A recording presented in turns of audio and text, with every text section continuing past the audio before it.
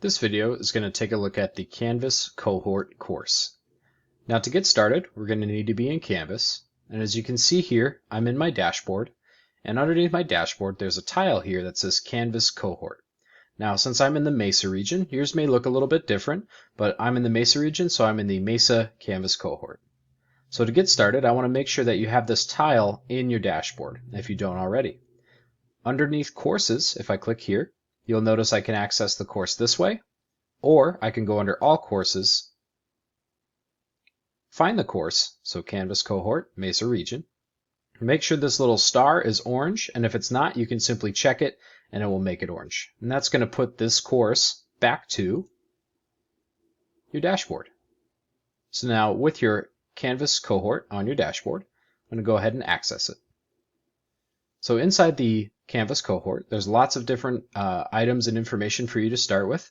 The one I want you to start with is under the home page here. There's how the cohort is organized, in addition to some helpful links and things like that. So this is a great place to start if you've not been to the Canvas Cohort.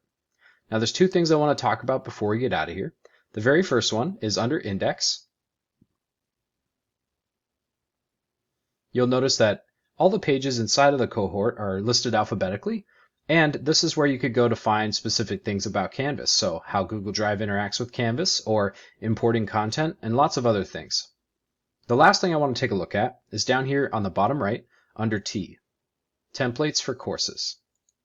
If we click on this, it's going to give us a Google form that's going to allow you to see different ways that you might want to organize your Canvas course. Underneath these links here, if I click on one, you'll notice it's going to open up a sample of how I could organize my Canvas course. So this one's by unit, but if I go back to the form, you'll notice that there's lots of other ways that I could organize my Canvas course. So once I've checked these out, if I decide that, yeah, there's one that I'd like to use, all I need to do is down here in the bottom, click on which one you'd like to select, and then we're going to choose the Canvas course you'd like to put it into. Now for me personally, I like to start with my sandboxes because it's a safe space for me to try out new things. So what I'm going to do is I've got my sandbox up here pulled up already, and you're going to need to find that 5-digit code up here underneath the URL.